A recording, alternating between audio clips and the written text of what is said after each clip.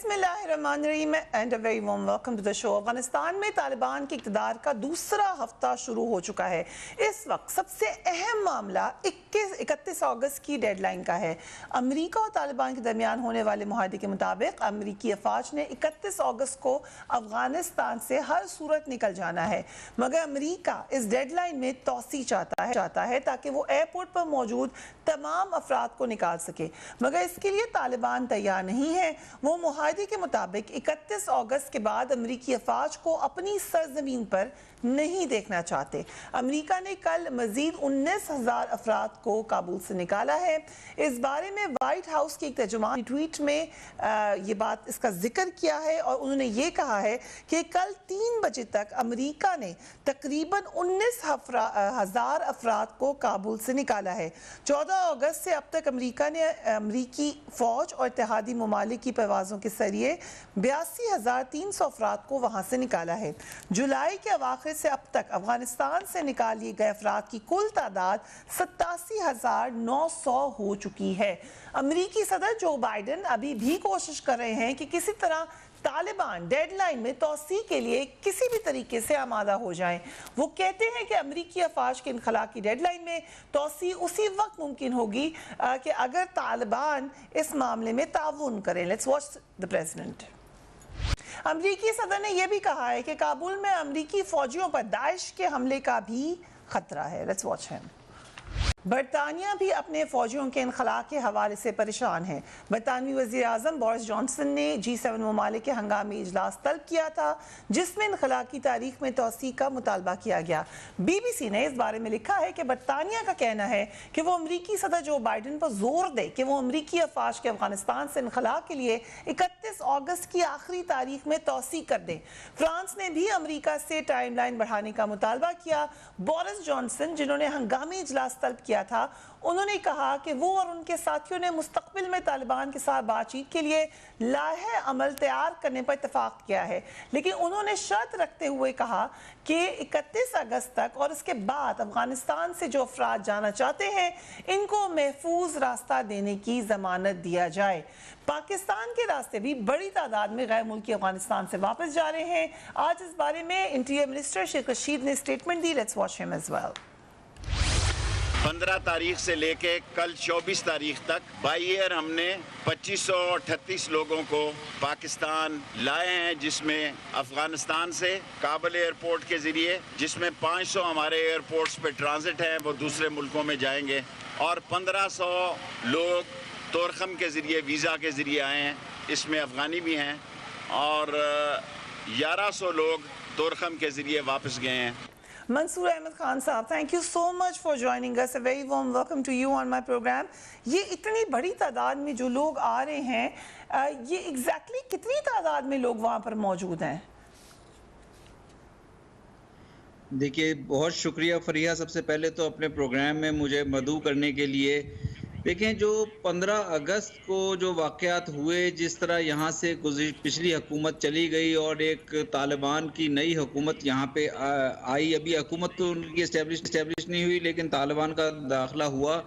ये बहुत इतना अचानक हुआ कि जो दुनिया के इंटरनेशनल कम्युनिटी के यहाँ से निकलने के प्रोग्राम थे, उनके अपने फ़ौजियों के या जो उनके अपने अमले के, या उनसे उनके साथ जो कुछ अफ़गान अमला जो काम कर रहा था, और उन्होंने उनको प्रॉमिस किया हुआ था, वादा किया हुआ था कि उनको भी साथ लेकर जाएंगे, वो एक उसमें काफ़ी फिर 15 अगस्त के बाद वो अचानक शुरू किए गए और उसमें काफ़ी बदनज़मी देखने में आई। अब तमाम जो काबुल में US और नेटो और दूसरी एम्बेसीज़ है, वो इस वक्त एयरपोर्ट पे मौजूद हैं, और वो अब वहाँ तेज़ी से ये इनखला का अमल जारी है। लेकिन साथ ही क्योंकि बहुत से अफ़गान्स को ऑफ़र की गई थी कि उनको बाहर निकाला जाएगा, बहुत से अफ़गान्स की बहुत बड़ी तादाद एयरपोर्ट के मुख्तलिफ़ रस्तों पर मौजूद है, और वहाँ काफ़ी तकलीफ़देह मनाजिर भी देखने में आते हैं। बल्कि इवैक्यूएशन के दौरान भी आपने देखा कि कुछ अफ़गान शहीद हुए जहाज़ों से लटकने की कोशिश में और जहाज़ों पर चढ़ने की कोशिश में। तो ये एक बड़ी तकलीफ़देह किस्म की इवैक्यूएशन देखने में आई है। लेकिन साथ ही ये है कि इंटरनेशनल कम्युनिटी के तमाम ममालिक एक दूसरे से ताउन भी कर रहे हैं, कोशिश भी कर रहे हैं कि अब चूँकि इसके इनखलाक की डेडलाइन जो है वो 31 अगस्त तक है, तो कोशिश ये की जा रही है कि इवैक्यूएशन के अमल को 31 अगस्त तक मुकम्मल कर लिया जाए। इसमें मुश्किलात हैं। हमने भी, पाकिस्तान एम्बेसी ने भी इसमें इंटरनेशनल कम्युनिटी को असिस्ट करने की कोशिश की है। अपने तईं जितनी भी हम मदद दे सकते हैं हमने कोशिश की है। अब इस वक्त मुश्किल ये है कि एयरपोर्ट का दाखिले तकरीबन हमारे लिए बंद हैं, तो हमें उम्मीद है कि जो बाय एयर वहाँ से इवैक्यूएशन हो रही है वो 31 अगस्त तक मुकम्मल होगी। अगर उसमें कोई थोड़ी बहुत तोसी की ज़रूरत पड़ती है तो फ़रीक़ैन जो हैं तालिबान और यूएस मिलकर उसमें कोई बातचीत के ज़रिए रास्ता निकाल लेंगे। पाकिस्तान बाय रोड जितने लोगों को तोरखम के ज़रिए मज़ीद ला सकता है लाने की कोशिश कर रहा है, क्योंकि अब हमारी परवाज़ों के लिए, फ़्लाइट्स के लिए इस वक्त काबुल एयरपोर्ट पर उतरना मुमकिन नहीं रहा। सिक्योरिटी के हालात ठीक नहीं है वहाँ पे। मंसूर अहमद खान साहब, इसमें एक सबसे अहम सवाल तो ये है कि 1 सितंबर की या सितंबर की तारीख जो दी गई थी, डेडलाइन दी गई थी, वो तो अमेरिका ने खुद दी थी, बल्कि इससे भी पहले थी डेडलाइन। क्या इन सबके जहन में कोई और प्लान था कि कुछ और, क्योंकि वो तो पहले ही कह रहे थे कि इनखला तो पहले हो रहा था, तो फिर डिले क्यों आया? इट लुक्स लाइक कि उनका प्लान कुछ और था। देखिए, इसमें जो शुरू से पीस प्रोसेस में जो चल रहा था 2 साल से, उसमें ये एफर्ट हो रही थी कि इस मामले का कोई पीसफुल हल तलाश कर लिया जाए, कोई सियासी मुफाहमत हो अफ़गानिस्तान के तमाम ग्रुप्स के दरमियान। अफ़गान हुकूमत जो गुज़िश्ता अफ़गान हुकूमत थी, अफ़गान तालिबान और दीगर अफ़गान पॉलिटिकल लीडर्स या पार्टीज़ के दरमियान। इसमें इंटरनेशनल कम्युनिटी की तरफ से जो ट्रोइका प्लस था, यूएस, रशिया, चाइना, पाकिस्तान, हमारी तरफ से बहुत कोशिशें की गई, लेकिन बदकिस्मती से हम अफ़गान ग्रुप्स को इस बात पे कायल नहीं कर सके कि वो गैर मुल्की फ़ौजों के इनखला से पहले एक सियासी मुफाहमत के फार्मूले पर पहुंच सकें।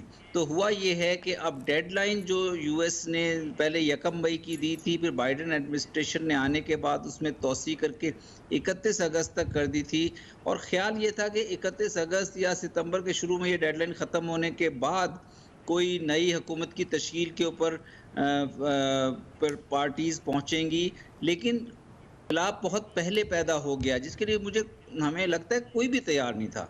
और 15 अगस्त को जो वाक़यात हुए उसमें आपने देखा, मीडिया के ऊपर दुनिया ने देखा कि कोई तैयार नहीं था, और फिर उसके बाद अब इवैक्यूएशन को करने की कोशिश की गई है।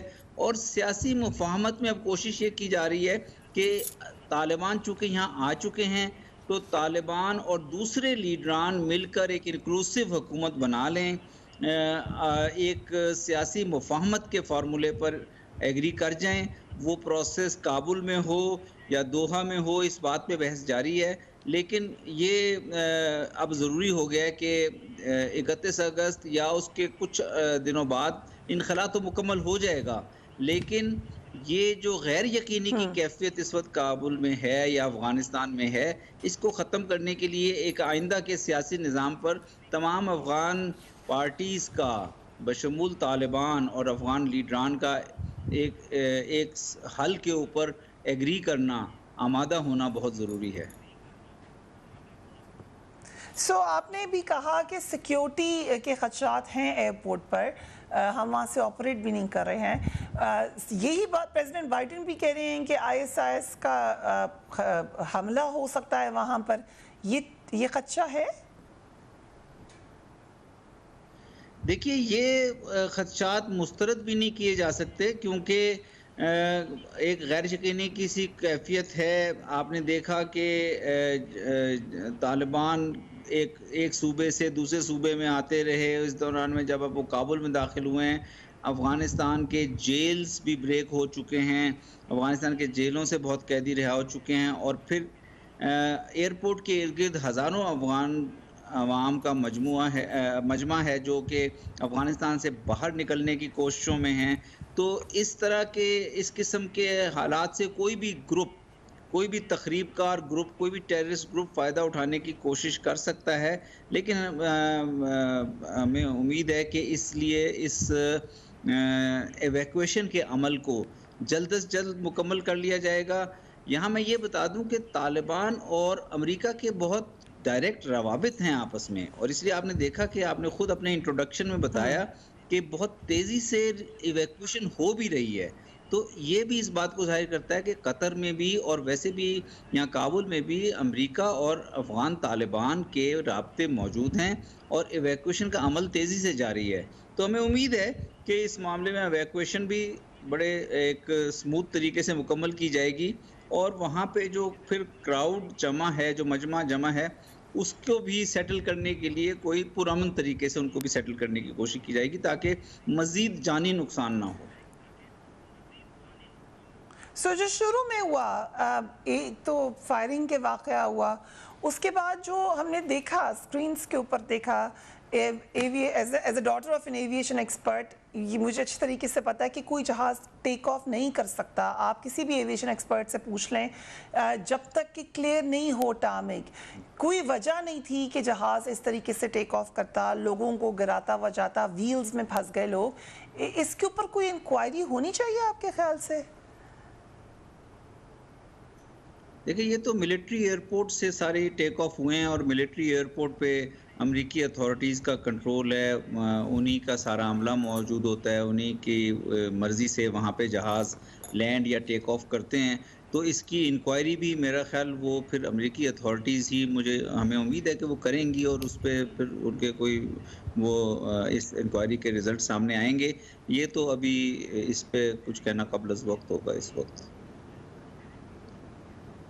राइट, हम एक ब्रेक ले रहे हैं, उसके बाद हम मज़ीद बात करेंगे। पे जो मुलाकातें कुछ की हैं मंसूर अहमद खान साहब ने भी, और अभी उन्होंने फिर कहा कि ऑल इंक्लूसिव गवर्नमेंट या ऑल इंक्लूसिव सेटलमेंट वो बहुत ज़रूरी है।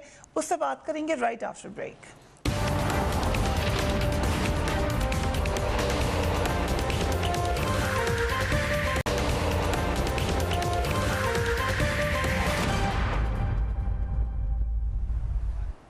And welcome back. Kabul airport जाने वाले रास्तों को तालिबान ने बंद कर दिया है और वो ये कह रहे हैं कि जो वहाँ पर जो लोग हैं उनको लेके जाया जा रहा है जिनकी ज़रूरत है अफगानिस्तान में।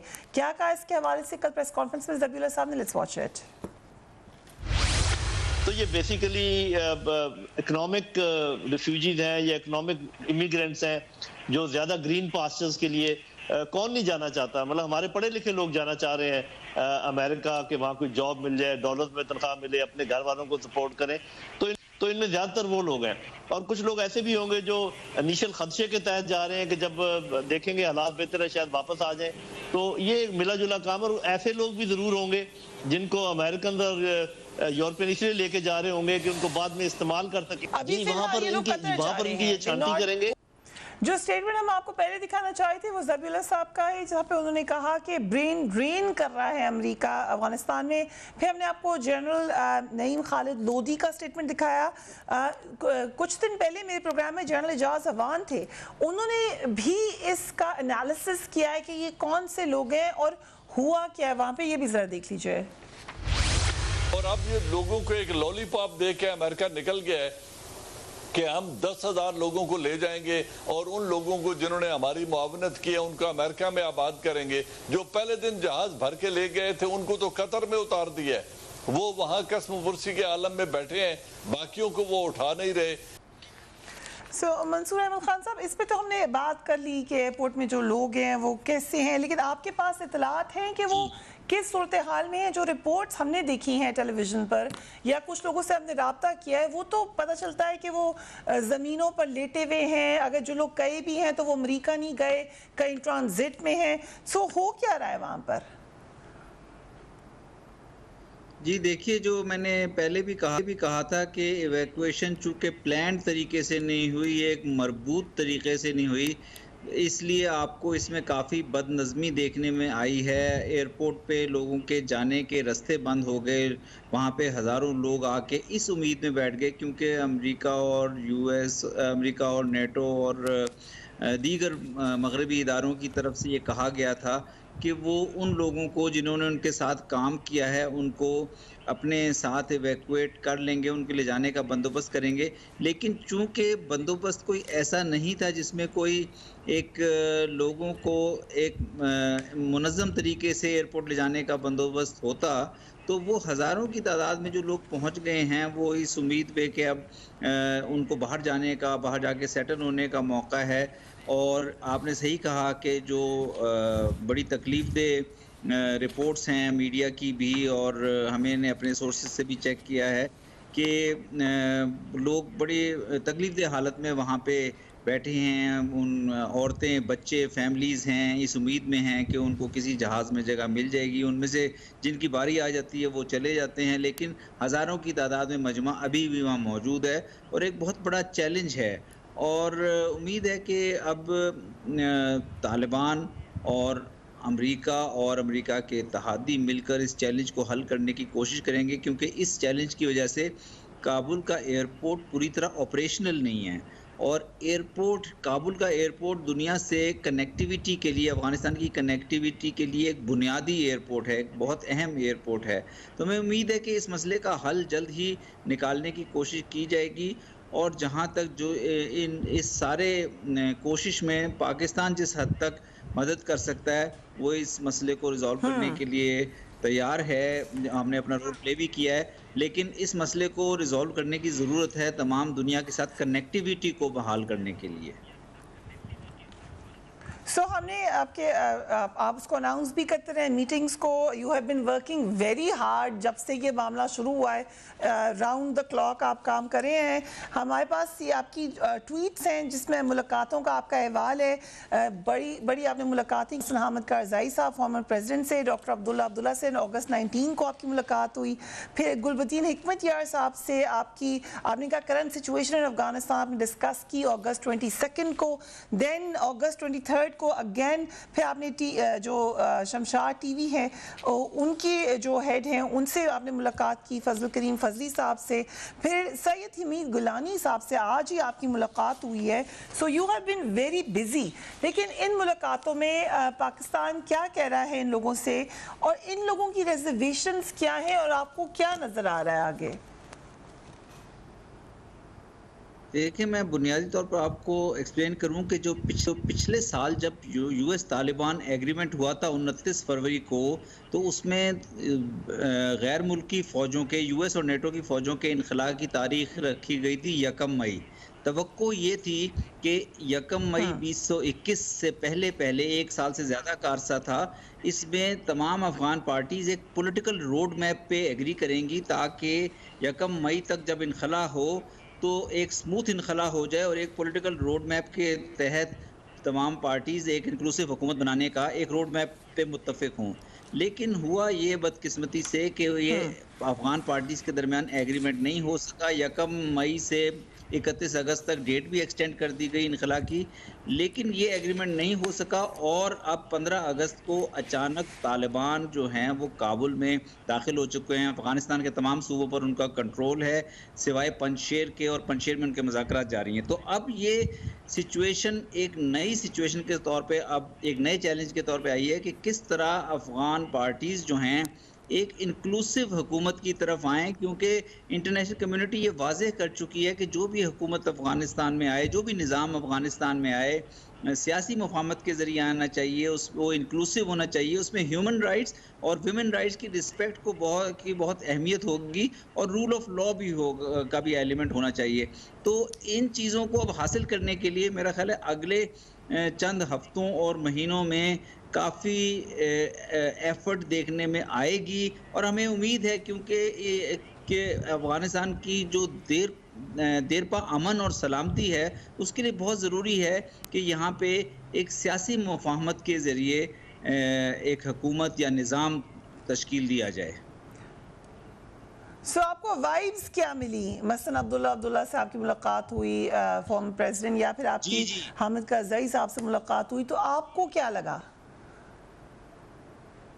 जी देखें, मेरी दोनों साइड से मुलाकात हुई हैं, तमाम पॉलिटिकल लीडर्स जिनके आपने नाम लिए भी, और हम अफ़गान तालिबान से भी राब्ते में रहते हैं। और इन्होंने मुझे डॉक्टर अब्दुल्ला और हामिद कारज़ई साहब ने ये बताया कि उनकी जो मुलाकातें अफ़गान तालिबान से हुई हैं, उनको काफ़ी मुस्बित पैगामात उनकी तरफ से दिए गए हैं कि अफ़गान तालिबान भी एक इंक्लूसिव हुकूमत चाहते हैं, एक शराकत से हुकूमत चाहते हैं, और वो चाहते हैं कि ऐसा निज़ाम हो जिसमें जो अफ़गान्स को एक्सेप्टेबल हो, जिसमें ह्यूमन राइट्स और वुमेन राइट्स की भी रिस्पेक्ट हो। अब वो मसला जो होगा बुनियादी तौर पे वो इन डिटेल्स को तय करने का होगा, और वो ये अफ़गान लीडर्स ही आपस में तय करेंगे, अफ़गान तालिबान और दीगर अफ़गान लीडर्स, कि किस किस्म के निज़ाम पे दोनों साइड्स एग्री करती हैं, उस निज़ाम में किस किस्म की इंक्लूसिविटी होती है, शमूलियत होती है तमाम अफ़गानिस्तान के एथनिक ग्रुप्स की, उसमें किस तरह से कॉन्स्टिट्यूशनल फ्रेमवर्क को एड्रेस किया जाता है, किस तरह से ह्यूमन राइट्स और वुमेन राइट्स के इशूज़ को एड्रेस किया जाता है। तो उन्होंने तो काफ़ी मुस्बित पैगामात दिए हैं। फिर जो तालिबान की तरफ से अभी तक प्रेस स्टेटमेंट्स और प्रेस ब्रीफिंग्स दी गई हैं, उसमें भी उन्होंने कुछ मुस्बित अंदिए दिए हैं। लेकिन अब अगले चंद हफ्तों में ये देखना पड़ेगा कि किस तरह दोनों साइड्स मिलकर एक इस अमन का अमल जो अब 2 साल से चल रहा है, इसको अपने हतमी अंजाम तक पहुंचाती हैं, अपने मंतकी अंजाम तक पहुंचाती हैं। ये जो टाइम है, जो वक्त गुजर रहा है, क्या आपके ख्याल से मामलात गंभीर होने का खतरा नहीं हो सकता? हमें पता है कि कुछ नॉमिनेशंस एक तरह की कर दी हैं तालिबान ने, कुछ लोगों को मसलन गवर्नर हैं या कोई और हैं, इस तरह के लोग हैं, लेकिन ये एक निज़ाम चलाने के लिए क्या ये सेटलमेंट जल्दी होना ज़रूरी नहीं है? देखिए, वक्त की अहमियत तो है, जितना जल्दी दोनों साइड्स एक मुफाहमत की तरफ आगे बढ़ेंगे, उतना ही उनको इस मसले के एक हतमी हल में मदद मिलेगी। लेकिन साथ ही चूँकि एक सियासी अमल है, एक अफ़गानिस्तान की सिचुएशन काफ़ी कॉम्प्लेक्स सिचुएशन है। अफ़गानिस्तान का जो ये मसला है, ये काफ़ी देरीना मसला है। इसमें गुज़िश्ता 40 साल से ज़्यादा अरसे से आपने देखा है कि इख्तलाफात रहे हैं, सिविल वॉर रही है, डिस्प्यूट्स रहे हैं आपस में। तो मेरा ख़्याल है कि इसमें कुछ वक्त भी दरकार होगा, लेकिन अहमियत इस बात की है कि दोनों साइड्स एक पॉलिटिकल प्रोसेस में मौजूद हैं इस वक्त, और दोनों साइड्स डिस्कशंस कर रही हैं एक दूसरे से कि किस किस्म का निज़ाम आना चाहिए, किस किस्म का निज़ाम काबिल कबूल होगा। और अफ़गानिस्तान के अवाम भी एक उम्मीद लगा कर बैठे हैं कि चीज़ें बदअमनी की तरफ ना जाएं, सिविल वॉर की तरफ ना जाएं, बल्कि ये अफ़गानिस्तान के लीडरान, अफ़गान तालिबान और दीगर लीडरान मिलकर एक सियासी हल के ऊपर मुत्तफ़िक हों और आइंदा एक मुस्तहकम निज़ाम हुकूमत कायम कर सकें। तो मेरे काफ़ी उम्मीद है अफ़गानिस्तान के अवाम को। अफ़गानिस्तान के हमसाए भी क्लोजली एंगेज्ड हैं। मैं अफ़गानिस्तान के हमसाया ममालिक के एम्बेसडर से भी एंगेज्ड हूँ। आज हमारे फ़ॉरेन मिनिस्टर हमसाया ममालिक के दौरे पे गए हैं।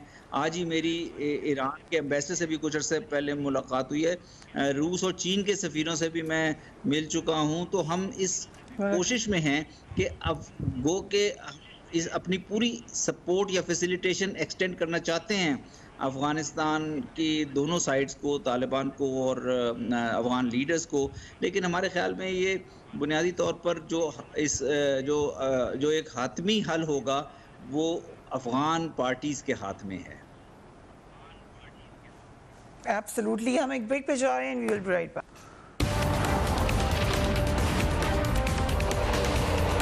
हमारे जाने के बाद तुर्की का प्लान क्या है ये पता नहीं है।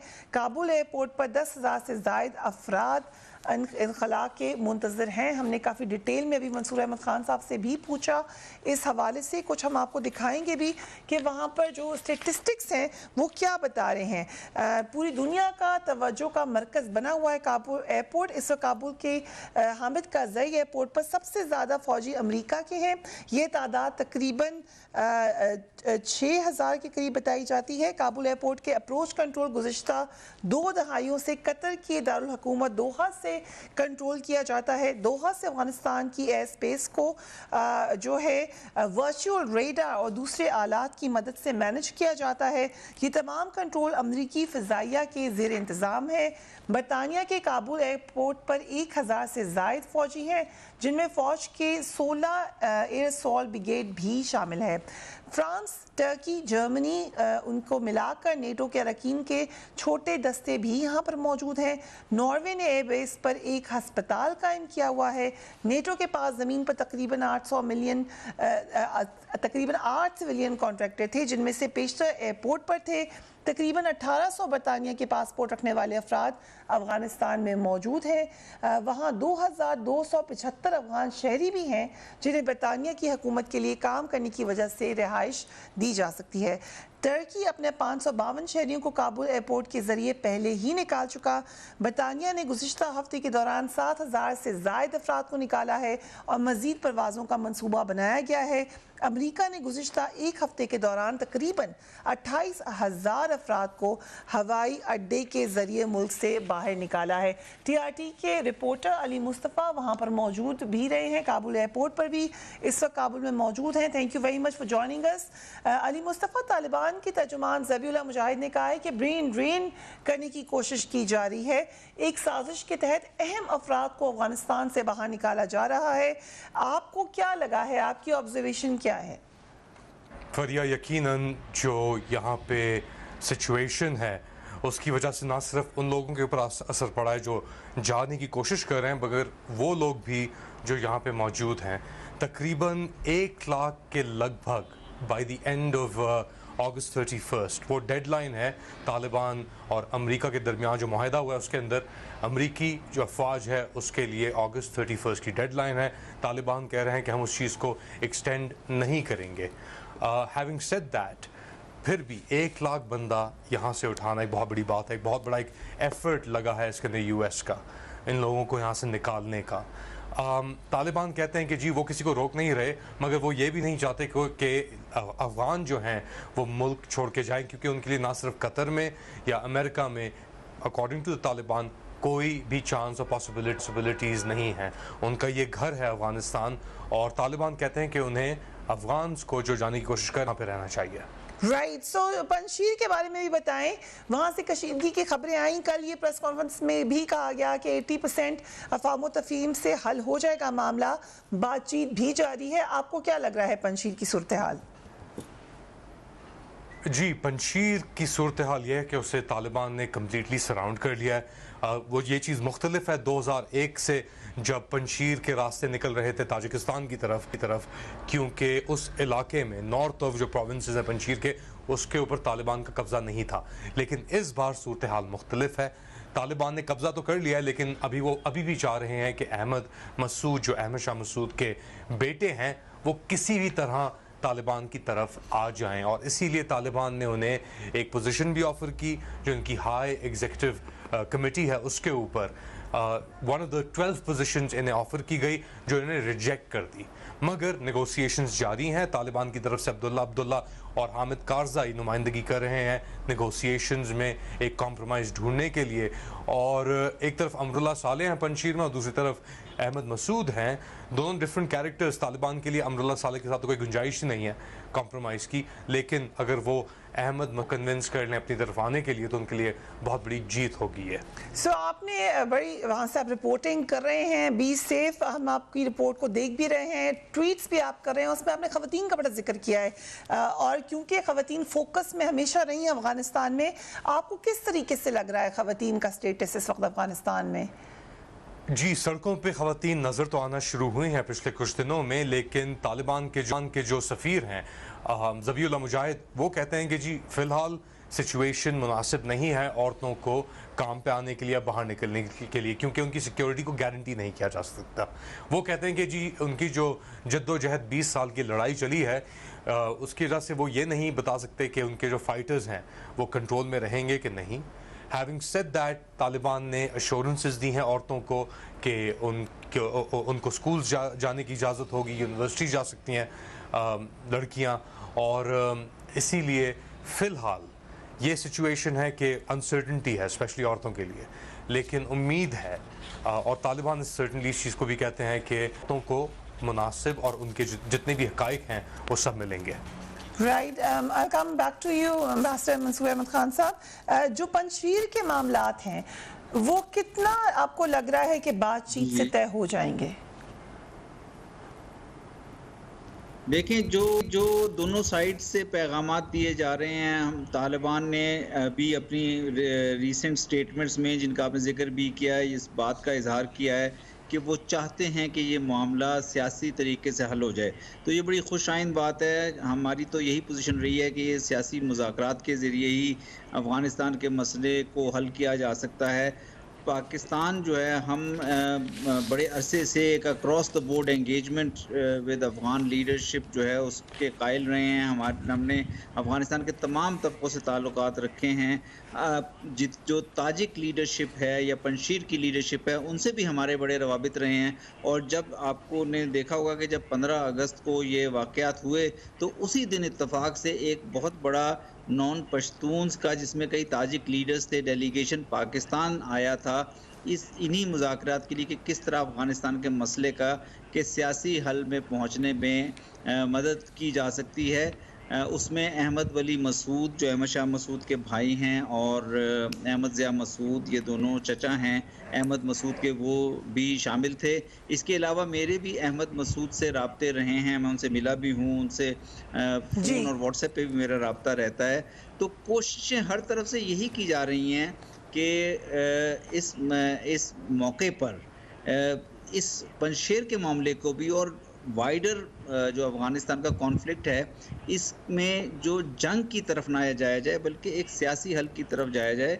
और गुज़िश्ता 40-42 साल से ये तनाज़ा इतना तूल पकड़ चुका है, इतना लंबा सा चल चुका है कि अफ़गानिस्तान के अवाम जो हैं, मेरे ख़्याल में वो ये भी बहुत उनकी ख्वाहिश है, गहरी ख्वाहिश है कि अब इस मसले को पुरअमन तरीके से ख़त्म हो और एक नई जंग की तरफ ना जाया जाए। मंसूर साहब, ये आपने बिल्कुल बड़ा अहम जिक्र किया, क्योंकि हम फॉलो कर रहे थे कि आपकी बातचीत हो रही है। ये बात बताई भी दूसरी तरफ से भी बताई गई, और जो आपकी बातचीत हो रही है वो एक और पैराए में है। खुद उनके ससुर यहाँ पाकिस्तान में मौजूद है अहमद शाह के, वो बिल्कुल कोई और बात करते हैं। मगर आप अगर भारत की रिपोर्टिंग देख लें तो लगता है कि पता नहीं क्या होने जा रहा है वहाँ पर। ये मिस रिपोर्टिंग हो रही है या क्या हो रहा है? ये नहीं, देखें, बिल्कुल, चूँकि पाकिस्तान तो गुज़िश्ता 20 साल से इसी बात को पे स्ट्रेस करता रहा है, इसी बात पे जोर देता रहा है, ये एम्फसाइज करता रहा है कि इस मसले का कोई फ़ौजी हल नहीं है और इस मसले के सियासी हल की तरफ जाना ज़रूरी है बातचीत के ज़रिए। और इसी पैराए में, इसी कॉन्टेक्स्ट में हमने ये एफर्ट्स की गुज़िश्ता चंद सालों में, जिससे ये पीस प्रोसेस शुरू हुआ।